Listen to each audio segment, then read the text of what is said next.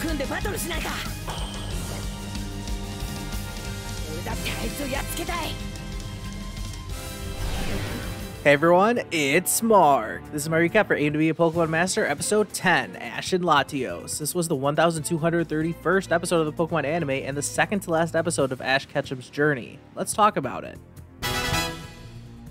This episode picks up right where the last one left off, with Latias feeling down after seeing the vision of Latios in danger. Ash asks where Latios is, and Latias communicates with him by using some kind of dream sharing or sight sharing thing. Together, they head up towards Latios, with Brock Steelix helping them keep pace with Latias. While they're on the move, Latias reveals to Ash that she had been following him ever since they first met, but then starts sight sharing what Latios is seeing again. We cut to Latios' perspective, who is sight sharing while being chased by some guy riding a Hydreigon. Yeah, he looks kinda evil. Plus, he's got this crazy looking machine on his arm, which he uses to fire something at Latios, and this cuts off the sight sharing, leaving everyone in the dark about what happened. Latias repeatedly tries to reconnect with Latios, but to no avail. With the sun beginning to set, Ash and the others decide to rest up for the night and start again tomorrow. Next, the scene changes to Team Rocket HQ, and we see Meowth approaching the building, promising to become a Team Rocket legend all by himself. We then see James doing the exact same thing, and Jessie claims that she'll become a Team Rocket legend as well. She didn't say that she would become one on her own, and maybe I'm just reading too much into things, but maybe it's because with Wobbuffet by her side, Jessie never feels alone. That's all we saw of Team Rocket in this episode, so now let's go back over to the twerps. They hypothesized that maybe Latios had managed to give Latias a chance to escape from the Pokemon Hunter, and that's why they're separated.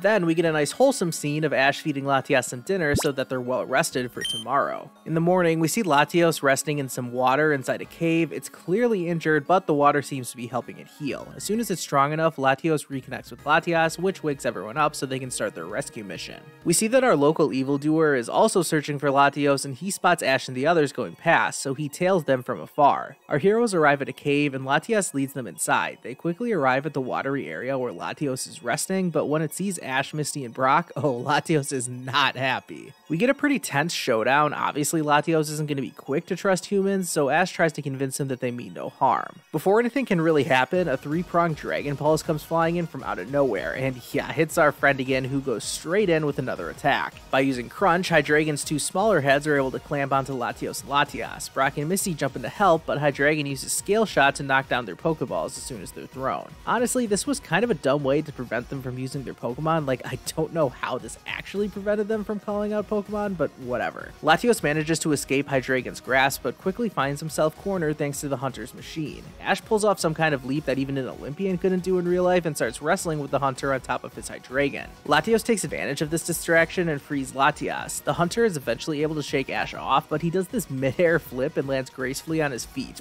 What is happening? Anyways, the Hunter tries to shoot Latios with his cannon thing, but Latias jumps in front of it and takes the strange beam head-on, turning Latias to stone. The Hunter collects Latias and after dodging some attacks, flees out of the cave. Ash sends Swellow to chase after him.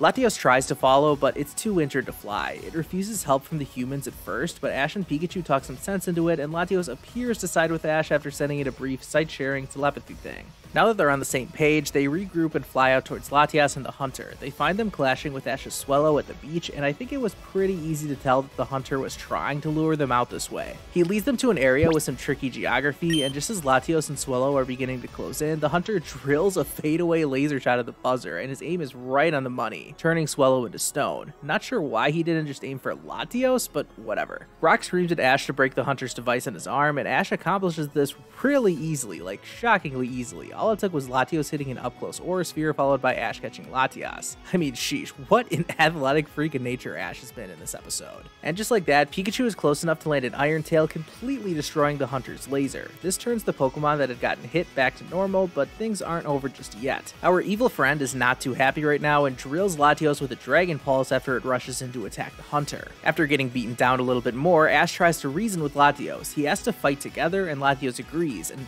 now the Hunter is really in trouble.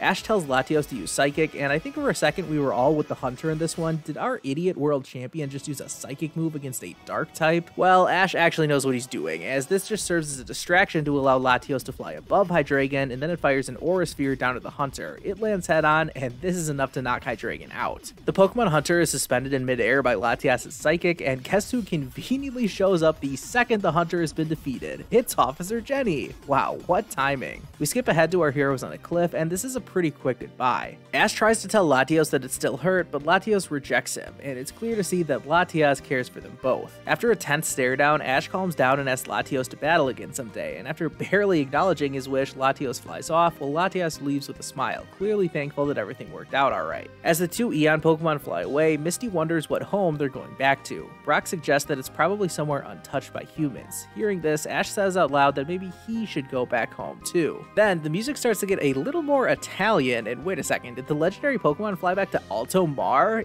Yeah, they did, and we see some familiar sights from the 5th movie, including Bianca out by the water. They even fly around the secret garden where there's another Bianca? Wait a minute. Alright, that was a crazy way to end the episode, so let's discuss this some more.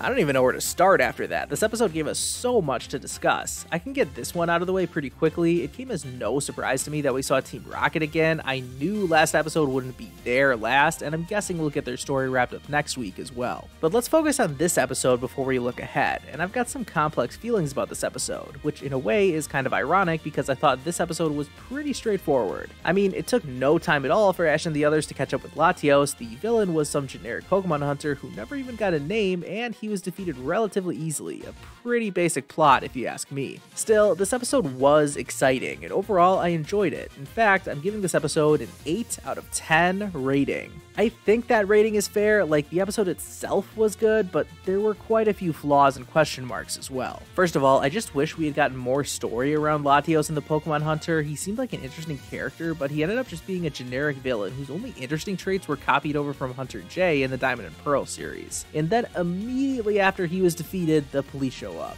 That kind of made me roll my eyes, not gonna lie. So yeah, that was underwhelming, and so too was the resolution to this whole Ash, Latias, and Latios storyline. Don't get me wrong, I don't care in the slightest that Ash didn't catch Latias. I know a lot of people are speculating that's what was gonna happen, but it didn't really matter to me one way or the other, so I'm fine with Ash not catching this Latias. But after seeing Latias follow them for so long, I don't know, this just didn't feel like a totally satisfying ending to the storyline. How come Latias spent so much time following Ash when presumably Latios has been sight sharing with it all this time? Or did that only conveniently start after Latias had revealed herself to Ash at the end of the last episode? And what about the ending scene when the Eon Pokemon returned to Alto Mar? Sure, it was cool to see a location from a movie pop up in the main series, but this still kind of felt out of place for me. I don't really know how to explain it. I think this second shot of Bianca is presumably the Latias from the 5th movie, since it liked to shapeshift into Bianca a lot. This would clear up why the Latias from Aim to Be a Pokemon Master didn't trust Ash right away if it's a totally different Latias from the one in the 5th movie. And we know what happened to the Latios from the 5th movie, so obviously the Latios in this episode was new as well. It felt kind of strange having this Latios really only play a role in this episode, yet the story suddenly shifted from Ash and Latias to Ash and Latios, but they didn't even end the episode on the best of terms. This sounds like I have nothing but criticism, and you might be wondering why I gave this episode an 8 out of 10 if I have so many negative things to say about it. And really, while I can poke holes in the episode all I want, it doesn't change the fact that I still enjoyed watching it. Seeing Ash and Latias finally work together was cool. We've been waiting to see them bond, and we finally got that. While the showdown against the Pokemon Hunter may not have been this expertly woven story filled with twists and turns, it was still pretty good for a one-off episode. And that's the thing, as a one-off episode, this was really cool. That's why I gave it a rating as high as 8, but with so many strange details and unanswered questions, I can't rate it any higher than that. The episode itself was fun, but maybe not the most satisfying conclusion to this Ash and Latias storyline that's been the only connecting thread between the 10 episodes of this mini-series. Of course, there is still one episode left, and this is where Pokémon Journeys really has to stick the landing on Ash and Pikachu's story. Over 25 years of these two characters, and it's all come down to one final episode back in Pallet Town.